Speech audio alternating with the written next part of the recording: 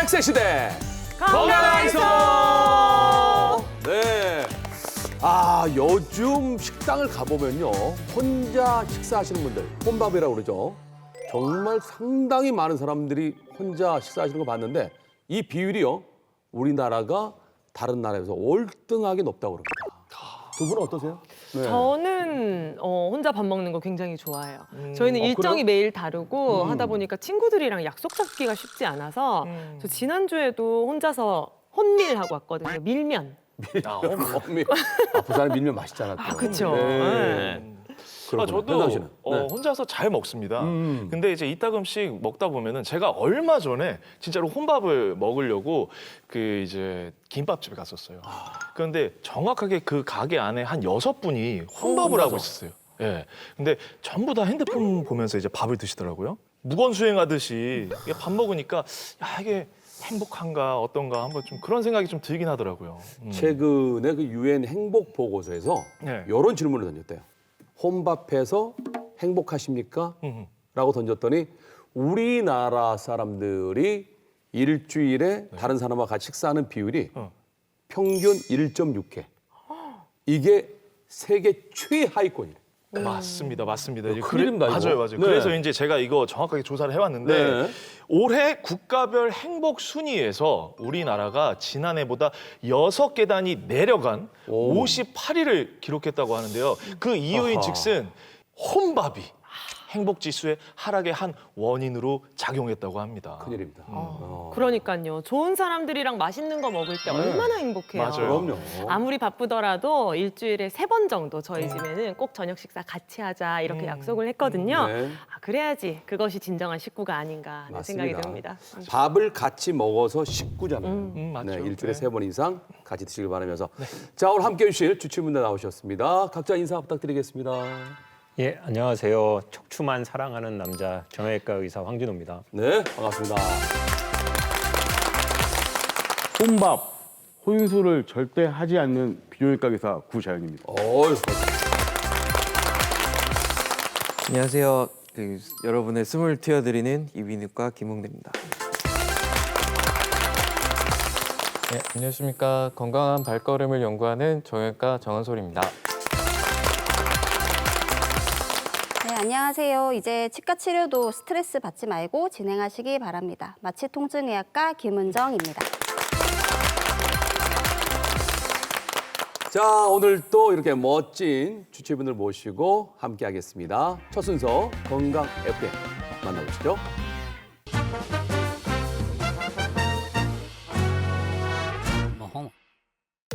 매일 한 걸음 건강에 가까워지는 시간, 여기는 건강 FM입니다. 본격적으로 기온이 오르기 시작하면서 뜨거운 더위만큼이나 무서운 게 있죠. 바로 여름불청객 식중독인데요. 오늘 건강 FM 우체통으로 한 주부님의 사연이 도착했습니다. 이 집밥에 진심인 우리 주부님 어떤 고민이 있는지 우체통부터 열어볼게요. 안녕하세요. 우리 가족을 위해 자나깨나 밥 걱정을 하는 주부입니다. 요즘 외식비를 아끼려고 아침마다 남편 도시락을 싸주고 있는데요. 처음엔 사실 귀찮았거든요. 그런데 남편이 매일 도시락 메뉴를 기대하고 또 너무 고맙고 맛있다는 말을 하니까 저도 모르게 기분이 좋아지더라고요. 며칠 전에는 특급 메뉴로 장어구이와 전복 그리고 샐러드로 솜씨발이를 좀 해봤는데요. 그런데 그날 저녁 남편이 갑자기 자기 오늘 저 도시락 점심 진짜 맛있었는데 이상하게 먹고 나니까 배가 살살 아픈 거 있지? 화장실도 한 몇 번 갔다 왔는데 설마 이거 식중독이지 않을까? 날이 이렇게 더운지 모르고 방심했는데 이러면 안 되는 거죠? 식중독 예방하려면 어떻게 해야 할까요? 아유, 정성껏 싼 도시락인데 진짜 속상하시겠어요. 근데 아직 한여름이 아니라서 선생님, 날이 막 그렇게 덥지는 않은데 지금부터 식중독을 좀 신경을 써야 할까요? 네, 지금이 딱 걱정을 해야 될 시기고요. 방심을 하면 큰일 납니다. 기온이 크게 상승하는 6월을 정점으로 9월까지 식중독이 기승을 부리는데 이 살아있는 세균이나 이 세균이 발생하는 독소가 포함된 식품을 섭취해서 발생하는 게 이 식중독이고 급성 위장염이라고도 합니다. 단순히 이렇게 음식이 상하거나 쉬는 게 문제가 아니라 세균 때문이라면 어떤 세균들이 좀 문제가 되는 거예요, 선생님? 여러 가지가 있는데 흔히 가금류나 육류, 도시락, 유제품 같은 거를 섭취했을 때 살모넬라균이 대표적인 균 중에 하나고요. 페루에는 장염, 비브리오, 그리고 햄치즈, 소시지에는 포도상구균이 포함되어 있습니다. 그리고 특히 김밥처럼 이 가열된 것과 비가열 재료가 섞여 있는 음식에서는 식중독 위험이 더 클 수 있고 샐러드나 비빔밥에 사용되는 새싹 채소도 쉽게 노출될 수 있습니다. 그러면 우리 식중독 걸리면 뭐 화장실 몇 번 왔다 갔다 하면 된다 이렇게 생각하는데 이런 거 말고 병원을 좀 꼭 가봐야 되는 또 증상이 있을까요? 보통은 이제 설사나 구토가 있으니까요, 증상으로. 보통은 제일 중요한 거는 점차 완화되는 양상이면 괜찮은데 이게 한 이틀 넘어서까지 진행되고 있다면 조금 주의를 요해야 되고요. 동반되는 상황으로 첫째는 고열, 그다음에 대변에서 피가 같이 나오는 경우, 그다음에 탈수 증상이 동반된 경우가 있으면 반드시 병원을 찾는 것이 좋겠습니다. 병원을 가시기 전까지 주의해야 될 거는 탈수 하지를 막기 위해서 수분을 충분히 섭취해 주시고 의사의 지시 사항 없이는 지사제 등 함부로 약을 복용하지 않는 것이 중요하다고 할 수 있습니다. 그러면 이런 거 있잖아요. 우리 식중독이랑 장염이랑 비슷하다고 생각하잖아요. 이 두 가지 질환의 차이가 있습니까, 선생님? 장염은 주로 세균이나 바이러스의 감염에 의해서 발생을 하게 되고 식중독 같은 경우에는 그 문제가 되는 음식에 독소가 있을 때 그것 때문에 이제 발생하게 되는데 증상은 두 개가 비슷하게 복통, 설사, 구토 등이 발생할 수가 있지만 이 식중독에 걸렸을 때는 이 모든 그 증상들이 좀 빠르게 하루 이틀 사이로 좀 빠르게 발전한다는 게 좀 차이가 있습니다. 또한 이 같은 음식을 먹은 2명 이상의 사람에게서 동일한 증상이 발생한다는 것도 특징적입니다. 일부 식중독균은 체내에서 독소를 생성해서 신경마비, 근육경련, 의식장애 같은 심각한 증상도 발생시킬 수 있습니다. 식중독을 예방하려면 어떻게 하면 좋을까요? 첫 번째는 손 씻기인데요. 손 씻기만 잘해도 한 70% 정도 식중독을 예방할 수 있고요. 뜨거운 음식은 60도 이상에서 찬 음식은 5도 이하에서 보관하는 것이 좋고 마지막으로 날 음식을 손질한 칼이나 도마, 행주는 바로 씻고 긁히거나 흠집이 많은 도구는 교체하는 것이 좋겠습니다. 그래요. 근데 선생님 저 그런 거 본 것 같아요. 식중독 신고는 보건소에 이런 포스터를 본 적이 있는 것 같은데 어떻게 하면 되는 건가요? 그래서 이제 여러 명이 같은 증상을 동반한다면 보건소에 신고하는 것이 좋겠습니다.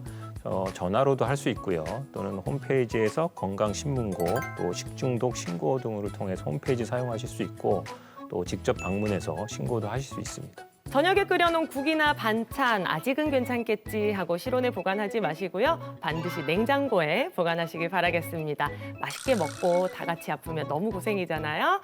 자, 오늘의 백세송 최현상 씨가 준비하고 있고요. 건강 FM은 여기서 인사드리겠습니다.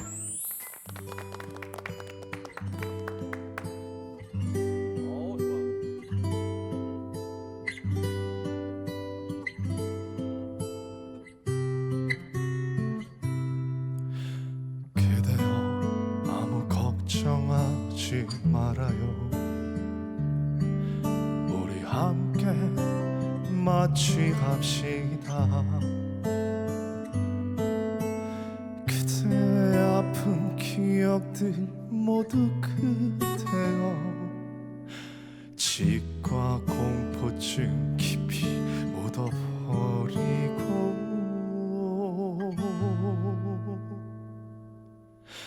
지나간 것은 지나간 대로 그런 의미가 있죠.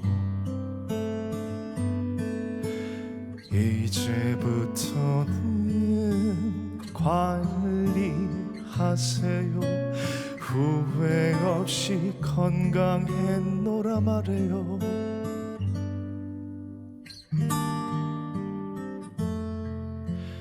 지나간 것은 지나간 대로 그런 의미가 있죠. 우리 다 함께 마취합시다. 후회 없이 꿈을 꿨다 말해요.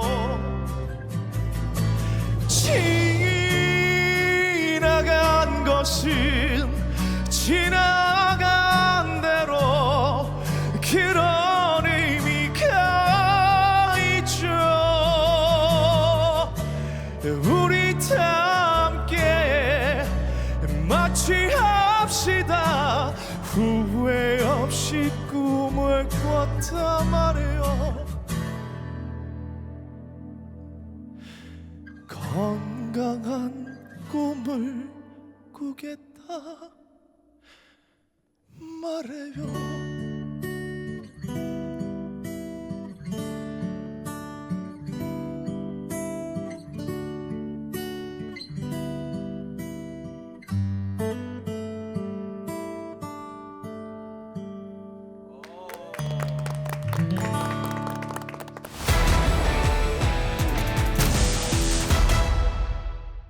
안녕하십니까. 의학의 진실을 파헤쳐보는 시간, 닥터 썰전 배동선입니다.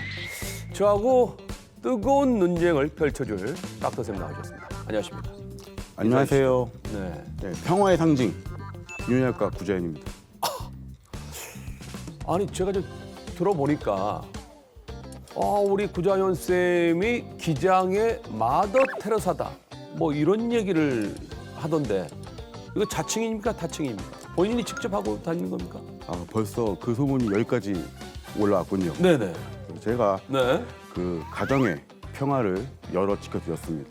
옆에 계신 남자친구나 남편을 믿어야 됩니다. 참 고맙습니다. 이야 정말 가정의 평화를 지켜주시는 우리 파더 테레사 우리 구자연 쌤. 자 오늘은요 정말 은밀하고도 정말 아주 민감한 주제가 되겠습니다. 전립선 염이 생기면 부부관계하면 안 된다. 이거 맞는 말 아닙니까? 염이 있는데 부부관계를 하면은 더 악화되고 이거 좀 참아야 되는 거 아니겠습니까? 네. 그렇게 생각하실 수 있죠. 네. 근데 그렇게 하시면 큰일 납니다. 네? 그 제가 설명을 드리면 우리가 그 그래요? 전립선 염에는 네. 급성이 있고 만성이 있어요. 그래서 급성 전립선염은 굉장히 위험한 염증입니다. 비뇨기과 염증 중에 폐혈증을 일으킬 수 있는 두 가지 중에 한 가지거든요. 그래서 급성 전립선염은 당연히 이런 관계랑 관계가 없고 문제는 이제 만성이에요, 만성. 네. 만성에서는 종류가 두 개가 있어요. 하나는 가지나? 세균성, 하나는 비세균성. 저희가 주목하는 것은 요 만성에서 비세균성 전립선염입니다. 중요한 이유는 요 만성에서의 비세균성 전립선염이 90%를 차지하거든요. 대부분이란 말이죠. 그리고 우리 남자가 태어나서 죽을 때까지 이런 전립선염은 한 50% 정도는 걸리다 봅니다. 50%나요. 그러면 50%에서 관계를 하지 말라? 네. 이건 굉장히 무서운 얘기 아닙니까? 그렇긴 그렇네요. 전립선염은 굉장히 많기 때문에 우리가 남성의 감기라고도 말을 합니다. 막상 걸린 사람들은 걱정이 앞섭니다. 혹시 성병이 아닌가 이런 걱정을 하거든요. 전립선염은 염증이잖아요. 우리가 배출을 해줘야 되거든.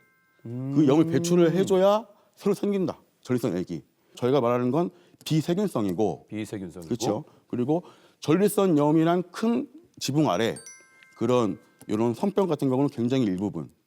제가 쉽게 예를 들어보면 저같이 이렇게 좀 배가 나오고 그런 분들은 왜 배가 나왔을까요? 원래 뚱뚱하거나 네. 아니면 밥을 많이 먹거나. 많이 먹었거나. 그렇죠. 그게 네. 대부분이죠. 근데 이렇게 배가 나온 분 중에 한 1%는 암 때문에 복수로 배가 나온 분이 있어요. 아 그렇죠. 그러면 이런 전립선염 선병 아니야? 이 얘기는 저같이 배 나온 사람 보고 복수 아니야? 똑같은 얘기거든. 그래서 전립선염은 선병과 큰 관계가 없다. 다시 한번 말씀드리지만 옆에 계신 남자친구나 남편을 믿어야 됩니다. 자 그렇다면 남자들은 그렇다고 쳐요. 그럼 관계를 가지고 나면 여성분들한테 이 염증을 옮길 수 있는 거 아니겠습니까? 그렇게 생각할 수가 있죠. 네. 근데 100%죠. 염증이 이렇게 넘어간다. 네, 넘어간다. 중이 넘어간다. 네. 일단은 우리 여성의 몸이 네. 그렇게 단순하지가 않습니다. 그렇죠? 굉장히 복잡하고 굉장히 델리케이트합니다. 일단 그 신선하군요. 여성의 네. 산도가 보통 3.8에서 4.2 굉장히 산도가 있기 때문에 그런 균들이 설사 온다 해도 그 길을 통과하면서 다 죽습니다. 그리고 정 그런 게 걱정되신다면 우리가 콘돔, 모자를 쓰고 이렇게 관계를 가지면 그런 걱정은 할 필요가 없겠죠. 좋습니다. 남자들 전립선염만큼 여성분들이 또 방광염이 많이 걸리는데 그렇다면 똑같이 여성 방광염일 때 부부 관계해도 괜찮겠네요? 이 방광염은 그 남성의 감기처럼 여성의 거의 감기죠. 네. 자주 걸리고 회복적 구조상 많이 걸리죠. 근데 우리 방광염이라고 다 치료하는 게 아니거든요. 우리가 봤을 때 무증상 세균요. 그 말은 뭐냐? 소변 검사를 했는데 방광염으로 검사를 했는데 소변에서 균이 나와도 증상이 없다면 치료 안 합니다. 증상 있는 세균류가 있는 방광염만 치료를 합니다. 당연히 증상 있는 세균류가 있으신 여성분들은 힘드니까 아프니까 관계를 가질 수가 없겠죠. 치료를 하지 않는 무증상 세균류인 분들은 부부관계를 가지시는데 전혀 문제가 없습니다. 전립선 비대증을 방치하면 전립선 암에 걸릴 확률이 높다. 어떻습니까? 전립선 비대증을 방치하면 오줌을 잘 못 넣겠죠. 근데 암하고는 상관없습니다. 전립선 암하고는 관계가 없습니다. 우리가 손이나 발바닥에 티눈 생겼다고 이거 방치하면 피부암 됩니까? 관계가 없죠. 티눈이죠. 그렇죠. 티눈은 네. 티눈일 뿐이죠. 네네. 비대증은 그냥 비대증. 전립선이 큰 거죠. 전립선 암하고는 관계가 없습니다. 전립선을 건강하게 지키는 방법 딱 3가지만 요점을 좀 말씀해 주십시오. 소변을 참지 말고 소변 참지 말고. 소변 참지 않기 네. 1번. 2번은 우리가 정기적이고 건강한 안전한 성생활. 성생활. 그렇죠. 네. 그리고 3번은 3번 케겔 운동. 케겔 운동. 이거는 뭐 남녀 다 좋습니다. 좋고 항상 제가 이제 말씀드린 거는 마지막으로 소변에 피가 나면 병원 가라. 소피 병가. 요거 기억해 주시면 좋을 것 같습니다. 아, 소피 병가. 소변에 피가 나면 병원에 가라. 이 사자성어는 꼭 기억하고 계시길 바라겠습니다. 자, 그럼 오늘 결론은요. 전립선염이라고 무조건 부부관계 금지는 하지 마라. 입니다. 자, 적절한 성생활로 건강도 챙기고 삶의 활력을 찾으시길 바라겠습니다. 닥터설전 다음 주를 기대해 주십시오.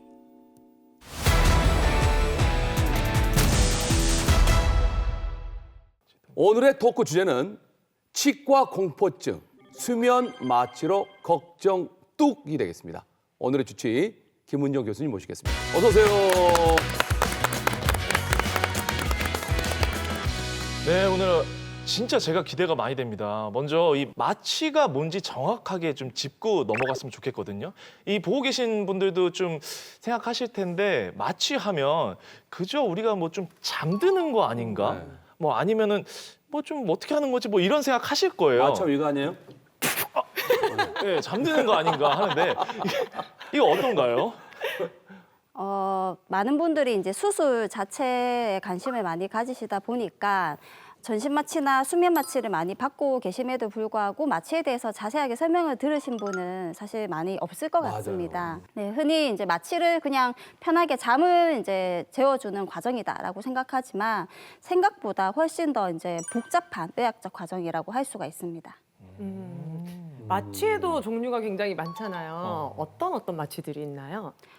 네, 마취는 이제 전신 마취, 수면 마취, 부위 마취 등으로 이제 나눌 수가 있는데 전신 마취를 하려면 이제 4가지 요소가 꼭 포함이 돼야 됩니다. 일단 환자분이 의식이 없어야 되고 통증이 없어야 되고 움직임이 없어야 되고 여러 가지 감각에 대한 반사작용도 없애는 상태로 이제 진행을 하게 되는데 이렇게 하다 보니 환자분이 숨을 못 쉬게 돼요. 그래서 이제 기도 삽관을 하고 이제 인공호흡기를 달아서 기계 호흡을 통해서 호흡을 할 수 있도록 해주는 게 수면 마취와 가장 큰 차이점이라고 이제 보시면 되겠습니다. 그다음에 이제 수면 마취 경우에는 이제 우리가 공식적인 용어로는 진정법이라고 얘기를 하는데 어떤 마취약제를 어떤 용량으로 사용하냐에 따라서 얕은 진정, 중간 정도의 진정, 깊은 진정 정도로 나눌 수가 있는데 깊은 진정 단계에서는 언제든지 전신 마취로 넘어갈 수 있기 때문에 항상 긴장을 해야 되는 상태라고 볼 수가 있겠습니다. 그다음에 이제 마지막으로 부위 마취는 저희가 이제 정형외과로 이제 다리 수술할 때, 뭐 제왕절개술 할 때, 그때 우리가 하반신 마취라고 하는 척추 마취, 경막의 마취를 하게 되는데 그런 경우도 있고 팔 수술을 할 때는 팔로 가는 신경에 이제 다발에다가 또 마취를 해서 팔 전체를 마취시키는 등의 부위 마취를 진행을 하기도 합니다. 그렇군요. 뭐 지금이야 뭐 의학이 발달을 해서 아프면은 딱 잠들어 있으면 수술이 끝나겠지만 옛날 우리 선조들은 아플 때 어떻게 조치를 했나요? 수술 아직 못했겠네요. 맞아. 네, 예전에 고대에는 이런 마취제가 없었기 때문에 술이나 아편, 대마 이런 걸 사용하기도 하고 막 기도를 하면서 수술 행위를 하면서 이런 수술을 진행하기도 했어요. 그렇다 보니까 정교한 수술은 안 되고 이제 급한 불만 끄는 정도로 이제 됐는데 1846년도에 에테르라는 흡입 마취제가 이제 나오고 그다음에 1934년도에 시오펜탈이라는 정맥 마취제가 나오면서 이 외과학의 발전도 같이 이루었다고 볼 수가 있겠습니다. 그래서 예전에는 무조건 참는 게 미덕이었다면 요즘은 이제 삶의 질도 굉장히 좋아지고 의학의 발전도 이루었기 때문에 이런 치료 과정의 편안함 역시 중요한 시대가 되었다고 볼 수가 있겠습니다. 근데 저 궁금한 거 있습니다. 그 마취가 몸에 좀 좋을 리는 없을 것 같다는 좀 생각도 들긴 하는데요. 그 예전부터 이 어르신들께서 그 마취 많이 하면 그 기억력 다 그 나빠져 버려 막 이런 말씀. 나도 궁금했어. 그렇죠. 이런 말씀하셨거든요. 이거 실제로 어떤가요? 아무래도 이제 소아 환자들의 보호자분들께서 이런 걱정을 제일 많이 하시거든요. 마취하고 나면 우리 애가 공부를 잘 못하지 않을까, 기억력이 떨어지지 않을까 이런 걱정을 많이 하시는데 뭐 굉장히 반복해서 마취를 한다거나 굉장히 긴 수술을 한다거나 아니면 만 3세 미만의 소아에게 뇌 발달에 영향을 준다는 보고가 있기는 하지만 뭐 간단한 수술이라든지 마취를 굉장히 반복해서 하지 않으면 크게 영향을 주지 않기 때문에 걱정은 하지 않으셔도 되겠습니다. 마취과 이야기 너무 재밌는데요. 그러니까요. 이런 이야기 어디서 들어본 적이 없으니까. 선생님, 저도 그 궁금한 게 있는데요. 얼마 전에 수술을 제가 했거든요. 이 매니큐어 꼭 지우고 오시라고. 그래서 지금 맞아, 생손톱이거든요. 홍수마물 뭐 이런 거. 있으면은 마취가 안 된다 이런 말씀도 하시는데 진짠가요? 우리가 이제 수면 마취나 전신 마취를 하게 되면 손가락의 산소 포화도를 이제 측정하는 모니터 장비를 달게 되는데 이게 손톱에 빛이 투과하면서 수치를 나타내주다 보니 뭔가 발려져 있으면 수치가 정확하게 안 나오거나 또 뭐 부정확할 수가 있어요. 그래서 제거를 하시는 게 좋고 그렇구나. 손톱에 그런 게 발려져 있다면 발을 통해서 할 수 있는데 최악의 상황은 손발에 다 발까지 다 하고 했어. 오셨다. 네. 응급수술이고 이럴 때. 그러면 이제 응급 상황으로 깃볼에도 깃볼에. 측정을 할 수가 있습니다. 깃볼에 부착을 해서 뭐 그런 측정을 할 수는 있지만 웬만하면 방송 보시는 분들은 꼭 제거를 하고 오셨으면 좋겠습니다. 그래요. 근데 은정 쌤은 마취과 선생님이신데 치과에 좀 근무하신단 말이에요. 근데 치과에 그렇게 마취할 일이 그렇게 많을까 싶어요. 그러게요. 네. 맞습니다. 치과병원에 근무하는 마취과 의사는 굉장히 유니크하고 부유경에서 사실 저희 병원밖에 없어요. 그런데 야, 굉장히 유일한 단독. 바쁘게 일을 하고 있습니다. 네. 일단 치과 수술에서 일반 수술과 다른 점은 이제 우리가 일반 수술을 할 때 전신 마취를 하면 입으로 기도 삽관을 하게 되는데 치과는 입으로 수술을 해야 되다 보니 입으로 넣을 수 없고 코로 이제 숨 쉬는 관을 넣게 됩니다. 그렇다 보니까 코피가 잘 나요. 그리고 이제 치과병원에서 하는 수술 중에 이제 양악 수술이라는 걸 진행을 하게 되는데 양악도. 네, 양악 수술 같은 경우에 이제 턱을 이제 잘라내고 하다 보니 출혈이 굉장히 심하고 수술 후에도 부종이 심해서 숨을 잘 못 쉰다거나 하는 여러 가지 응급 상황이 생길 수가 있기 때문에 마취통증의학과 의사의 역할이 굉장히 중요하고 그렇겠네요. 치과병원에서 이제 암 수술도 진행을 하게 되는데 구강 암 수술 같은 경우에는 일단 수술 시간이 굉장히 길고 환자분 자체가 연세가 많으시고 기저질환이 많으시기 때문에 마취 관리가 조금 어려운 점이 있습니다. 또 어린아이들이 치료할 때도 어쩔 수 없이 마취하게 될 때가 있지 않나요? 네, 소아 환자들도 굉장히 병원에 많이 오는데 치과 같은 경우에는 과잉치 발치나 이제 충치가 너무 많아서 치아 우식증으로 치료받아야 되는 친구들도 전신 마취로 한 3시간 정도로 진행을 하는 경우도 있어요. 그리고 장애인 환자들도 일반 이제 치과에서 진료하기가 굉장히 어려운 점이 많이 있어요. 협조도가 굉장히 떨어지기 때문에 그리고 평소에 구강 관리가 안 돼서 충치가 굉장히 많아요. 그래서 저희 병원에 오셔가지고 수면 마취나 전신 마취 하에 이제 치과 치료를 진행을 하고 있습니다. 오늘 주제가 이 치과 공포증인데 그렇죠.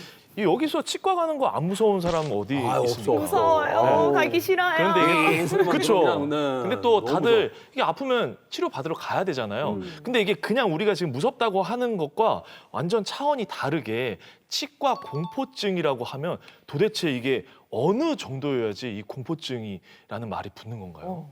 맞아요. 치과를 신나가지고 예스 하면서 가는 사람이 없을 것 같은데 저도 두 손을 아무도 쥐고 없을 것 진료를 받거든요. 네. 참으면서 할 수 있는 정도는 정상인데 치과 공포증이라고 한다면 너무 이가 아파가지고 병원에 빨리 가야 되는데 그럼에도 불구하고 계속 진료를 미루고 하시는 분들 아니면 우리 한 번씩 피 보거나 주사 맞을 때 기절하시는 분들 있잖아요. 저희 딸이 그래요. 맞아. 네. 피 보면 기절합니다. 쇼크 맞아요. 있어요. 맞아요. 혈관 미주신경성 실신이라는 게 있는데 치과에 오셔서 치과 의자에 앉아가지고 기다리다가 실신하시는 분들도 있어요. 너무 긴장하셔가지고 그 정도 되면 아 치과 공포증이다라고 저희가 얘기를 하고 그러면 이제 수면 마취나 뭐 전신 마취로 진행을 하게 됩니다. 아니 진짜 그런 분들이 생각보다 꽤 많이 계신가 봐요. 음. 교수님이 뵀던 그 환자분들 중에 정말 심각했던 환자 혹시 이야기해 주실 수 있어요?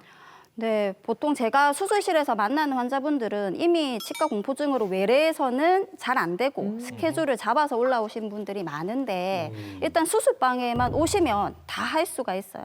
문제는 수술방에 안 오시려고 하는 분들인데 제가 경험했던 환자분도 이제 성인 자폐 환자고 여자분인데 90kg 이상의 무거운 분이셨어요. 그분이 병실에서 안 나오시려고 해서 제가 가가지고 이분을 달래서 모시고 오려 하다가 실패를 하고 좀 재워서 모시고 와야 되겠다 해서 엉덩이로 진정제 주사를 주입을 했는데 이것 또한 쉽지가 않겠죠. 안 맞으려고 하시니까. 네. 그래서 의료진 5명, 6명이 붙어서 엉덩이 주사를 놓고 또 그분을 침대에 옮기면서 같이 뒹굴고 90kg니까. 네, 그렇게 이제 수술방에 모시고 와서 전신 마취를 했던 기억이 납니다. 수술 전에 진 다 빠지겠어요. 그렇죠. 이런 분들에겐 그럼 어떤 마취를 하시나요? 네, 이제 수면 마취도 할 수 있고 전신 마취도 할 수 있어요. 고려해야 될 사항이 있는데 수술을 어느 정도로 하는지, 얼마나 시간이 걸리는지, 그다음에 환자 협조도가 얼마나 되는지, 또 의료진의 경험도 중요하기 때문에 의료진이 어느 경험이 있는지를 종합적으로 판단을 해서 이제 수면 마취 할지 전신 마취를 결정하게 되는데 수면 마취의 경우는 그래도 너무 긴 거, 양악 수술을 수면 마취로 할 수는 없잖아요. 그래서 1시간에서 1시간 반 정도 되는 간단한 수술, 뭐 충치 치료, 그다음에 여러 가지 치료를 한다고 보시면 되겠습니다. 선생님 말씀하신 그 수면 마취는 우리 위내시경 할 때 그 수면 마취인가요? 이렇게 약 들어가나요? 이렇게 잠들어 버리는 같은 거예요? 맞습니다. 이제 큰 범위로 다 수면 마취라고 할 수 있는데 치과에서 진행하는 이제 수면 마취의 저희가 목표는 의식화 진정법이라고 얘기를 하거든요. 말이 조금 어려우실 수 있겠지만 이제 의식이 없는 상태에서 뭐 이름을 부르거나 가벼운 자극을 줬을 때, 뭐 입을 벌려보세요라고 했을 때 입을 벌릴 수 있는 협조가 되는 정도로 유지를 하고 이때 제일 중요한 거는 환자분이 스스로 숨을 쉴 수 있는 상태가 되어야 한다는 겁니다. 그래서 근데 환자분의 개인의 그런 성향에 따라서 어떤 분들은 마취약제를 조금만 줘도 훅 많이 주무시는 분들이 있고 어떤 분들은 아무리 많이 줘도 안 주무시는 분들이 있기 때문에 이 마취과에서의 세심한 모니터링 하에 이게 진행이 되어야 된다고 보시면 되겠습니다. 그렇군요. 자, 오늘 만나볼 분이요. 이 치과 공포증 때문에 아파도 미루다가 드디어 병원을 찾았습니다. 과연 어떻게 치료를 했는지 영상으로 준비했거든요. 함께 만나보시죠. 치아 건강의 걸림돌 치과 공포증. 치과는 어른아이 할 것 없이 누구나 무서워하는 장소입니다. 그래서 치료를 미루는 경우도 많은데요. 권여운 씨도 과거의 기억으로 오랫동안 치료를 미뤄왔습니다. 하지만 두려움보다 더 컸던 통증. 결국 다시 치과 문을 두드리게 됐습니다. 어릴 때부터 치과에 대한 공포심이 심했고 치과 치료 도중에 몸부림을 친다는 이유로 사지를 묶여서 치료를 받았어서 그 이후로도 치과를 기피하고 있어요. 옆으로 누워 잇몸 안에 숨은 사랑니와 심한 염증으로 인해 발치가 꼭 필요한 상황. 권여운 씨는 용기를 내 의식 하진정법으로 치과 공포증을 떨치고 치료에 임했는데요. 편안한 치료 덕분에 만족하고 있습니다.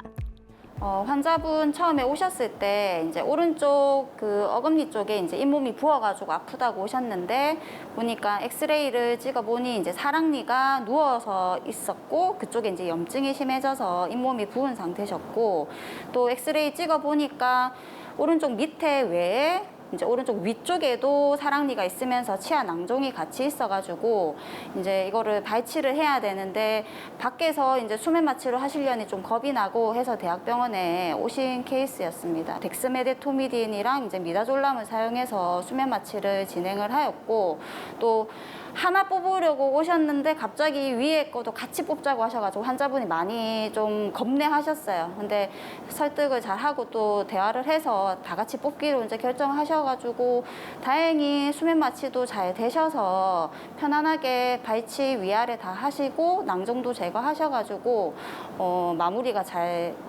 되었습니다. 네. 의식 하진 정법은 약물로 가수면 상태를 만들어 의식은 유지하지만 불안과 통증은 최소화하는 치료법인데요. 전신 상태를 철저히 관찰하며 치료가 이루어집니다. 수면 마취 괜찮았냐고 여쭤보니까 다행히 시작하기 전에는 많이 무서웠는데 하나도 안 깨고 잘 주무셨다고 해서 만족도는 높지 않은가 생각하고 있습니다.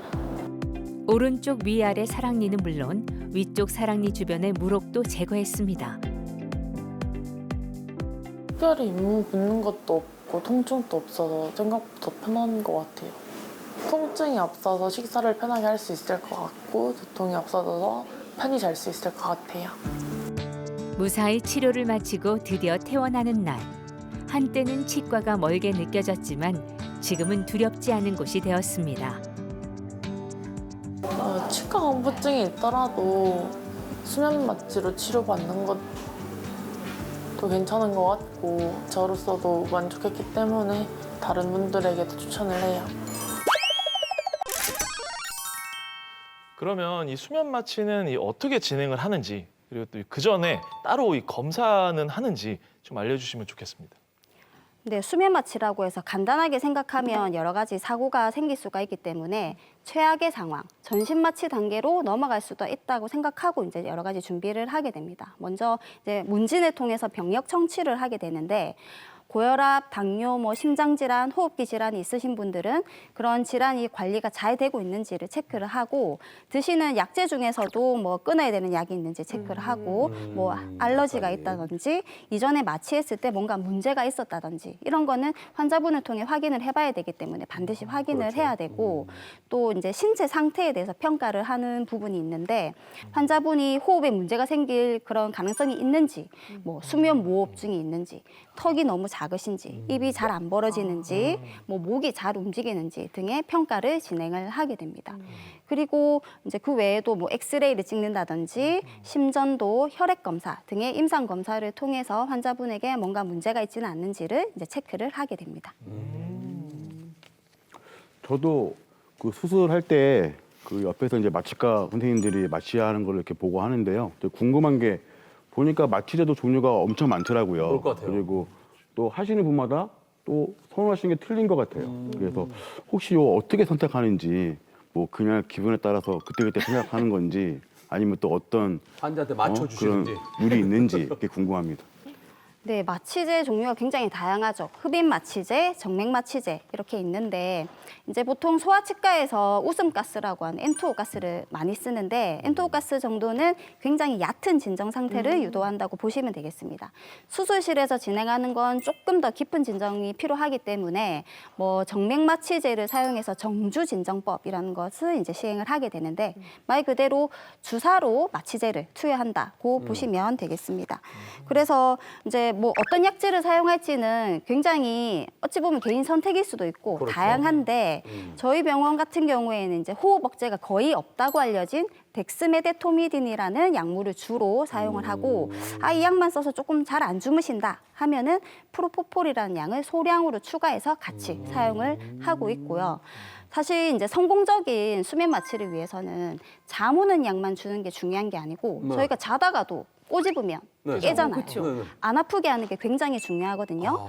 이제 수술하는 부위에 국소 마취를 하는 것, 그다음에 수술 전이나 중에 진통제를 같이 투여하는 것도 성공적인 수면 마취를 위해서 꼭 중요하다고 볼 수가 있겠습니다. 이 방송 보신 분들은 우리 김은정 쌤한테 믿고 가겠는데요. 그러니까요. 네. 우리 선생님 치과병원에 계신다고 하셨잖아요. 치과병원에서 이렇게 수면 마취를 통해서 하는 치료들이 많이 있나요?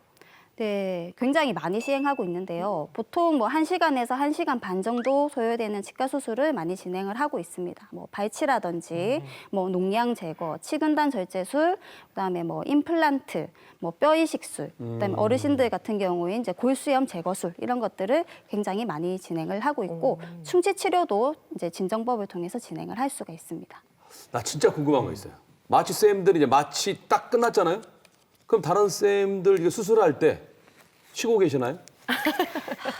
에이, 그래도 근무 중이신데. 그러니까 궁금했습니다. 맞아요. 많은 네. 분들이 마취과 의사가 놀고 있다고 생각하시는 분들이 많이 있는데 드라마 보면은 쉬고 있던데 이렇게 맞아요. 쳐다보기도 드라마에서도 하고. 맨날 이렇게 네. 팔짱만 끼고 아무것도 안 하고 있더라고요. 네. 하지만 아무것도 안 하는 게 아닙니다. 아니군요. 네. 특별히 마취과 의사가 감시하면서 진행되는 수면 마취를 감시하 마취 관리라고 얘기를 하거든요. 그만큼 이 수면 마취 중에도 모니터를 통해서 감시를 하는 게 굉장히 중요하다고 이제 눈이 보시면 쉬지 않고 되겠습니다. 계속 뭔가 보고 있군요. 맞습니다. 네. 눈이 계속 돌아가고 있어요. 그래서 뭐 산소 포화도라든지 뭐 혈압, 맥박, 환자의 심전도, 호흡 이런 것들을 종합적으로 계속 정상 범위에 있는지 지켜보고 있고 수면 마취의 경우에는 이 환자분이 주무시다가 깼다가 계속 변하기 때문에 네. 그거에 맞춰서 약을 올렸다가 내렸다가 계속 이제 조절을 하고 있고요. 또 마취과 의사의 굉장히 중요한 덕목이 이 소통 능력이거든요. 혼자만 할 수 있는 일은 사실 아무것도 없어요. 그래서 수술하시는 분하고도 그다음에 환자분하고도 소통을 하면서 뭐가 더 부족한지를 생각을 해서 뭐 진통제를 준다든지 수술하시는 분이 국소 마취를 조금 더 한다든지 이런 식으로 이제 조절을 하고 있다고 보시면 되겠습니다. 그렇군요. 치과 선생님이 제일 바쁘실 것 그러네요. 같아요. 그러니까요. 네. 아니 제가 의학 드라마 보면은 이 지금 어떤 상황인지 대충 좀 이렇게 감이 좀 오는 것 같거든요. 근데 간혹 진짜 이 위험한 상황이 딱 펼쳐졌어요. 그러면은 그럴 때는 어떻게 하시나요? 맞아요. 사실 전신 마취의 경우 훨씬 위험한 경우가 많긴 한데 수면 마취 기준으로 생각을 하시면 사실 호흡 억제가 굉장히 이제 제일 이제 문제라고 생각을 하시면 되겠습니다. 그래서 환자분이 이제 숨을 잘 안 쉬거나 하면 일단은 마취제 용량을 조금 낮추고 그다음에 입안에 있는 분비물이나 피나 이런 것들을 제거를 한 다음에 환자분에게 자극을 줘서 스스로 숨을 쉴 수 있도록 저희가 도움을 드리고 그래도 숨을 잘 안 쉰다 하면 마스크 보조 호흡을 통해서 환자분이 숨을 쉴 수 있도록 도움을 또 주고 있어요. 그리고 마취제를 쓰면 잠만 자는 게 아니고 심장 기능도 떨어지고 혈압도 떨어지고 맥박도 떨어지는 경우가 있기 때문에 그럴 때는 이제 이걸 올려주는 심혈관계 이제 약물을 사용을 해가지고 저희가 여러 가지 응급 조치를 시행하고 있습니다. 좋네요. 선생님 그 평소에 술이나 커피 자주 하시는 분들은 마취할 때 반응이 달라요? 어때요? 네, 술을 많이 드시다 보면 아무래도 이 마취제에 대한 반응도 좀 둔감화될 수가 있기 때문에 수면 마취가 다시 잘 안 될 수가 있어요. 그다음에 이제 커피 같은 경우에는 뭐 카페인이 이런 수면 마취에 직접적인 영향을 준다는 보고는 사실 확실히 없지만 아무래도 각성 효과가 있다 보니 환자분들은 좀 그렇게 느끼시는 경우도 있을 것 같습니다. 그 마취과 선생님하고 이제 서전은 단짝이거든요. 예, 그래서 이제 많이 경험을 저도 하는데 수술 끝나고 나서 이제 약간 마취 부작용 때문에 고생하시는 분들을 제가 종종 보거든요. 이 시청자분들을 위해서 마취 후에 어떻게 관리하는 것이 좋은지 조금 설명 좀 부탁드리겠습니다. 좋네요. 네.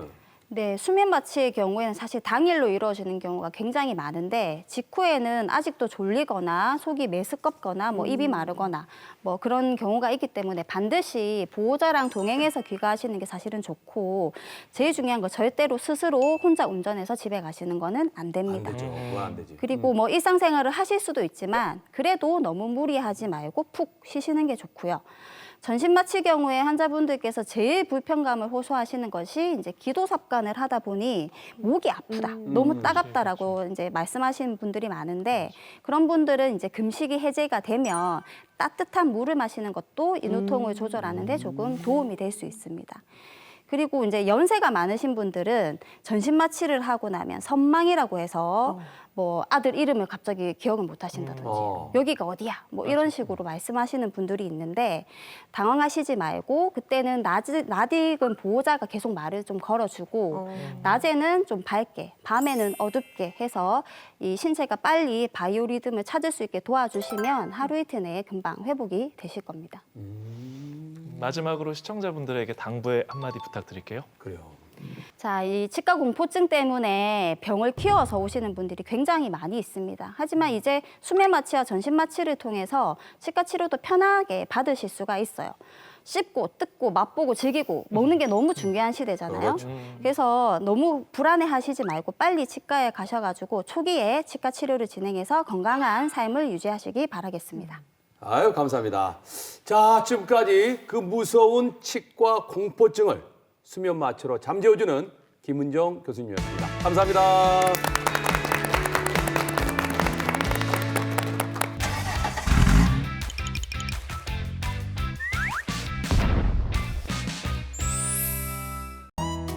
바다가 품은 갯벌 속 숨은 보석.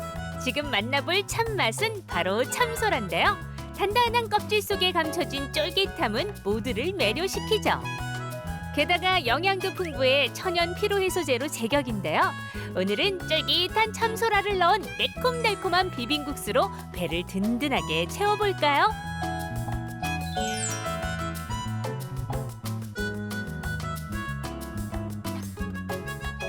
여름철 입맛을 잃으셨나요? 참소라 비빔국수로 그 입맛을 찾아드리겠습니다. 자, 참소라 손질하는 법을 알려드리겠습니다. 먼저 이런 소를 준비를 하셔야 됩니다. 그리고 이 참소라는 겉 껍질 부분에 이물질들이 붙어 있는 경우들이 있기 때문에 솔로 이런 이물질을 씻어 주시면 되겠습니다. 특별히 더 주의하셔야 될 것이 이 입구 부분이거든요. 입구 부분을 솔로 야무지게 씻어내 주시면 좋겠습니다. 소라가 삶아지는 동안 들어갈 야채를 준비하겠습니다.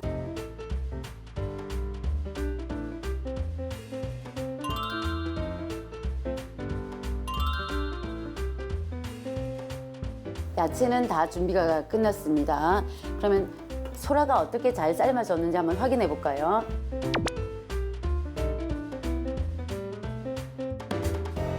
이렇게 소라가 잘 삶아졌는데요. 소라는 제거해야 될 부분들이 많습니다. 그래서 먼저 포크나 젓가락으로 살을 찔러주세요. 그런 다음에 잘 당겨주세요.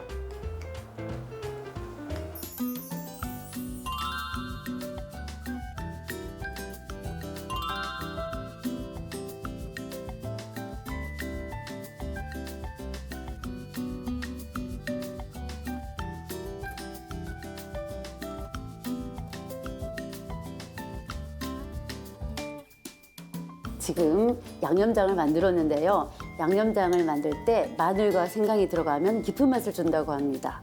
왜 그럴까요?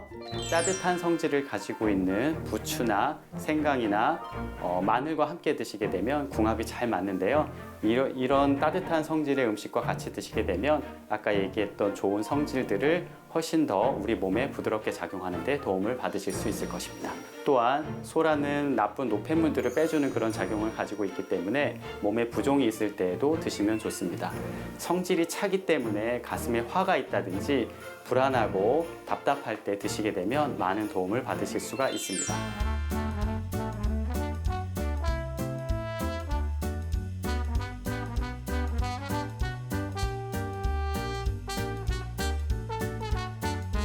국수는 뭐니 해도 손맛이죠. 후루룩 목 넘김까지 즐거운 참소라 비빔국수 완성입니다. 한 젓가락이면 입맛 없다는 말이 쏙 들어갈걸요. 입맛은 물론 기분까지 확 살아나는 참소라. 여러분 꼭 한번 맛보이소.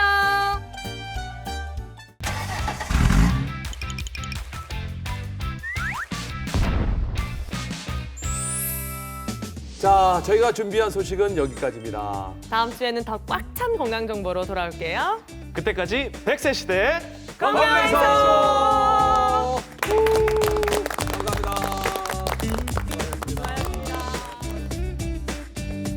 프로그램에 참여하신 분들께는 국내산 숯불 민물장어 전문점 장덕장어에서 식사권을, 동화 속 힐링 카페 올드머그에서 상품권을,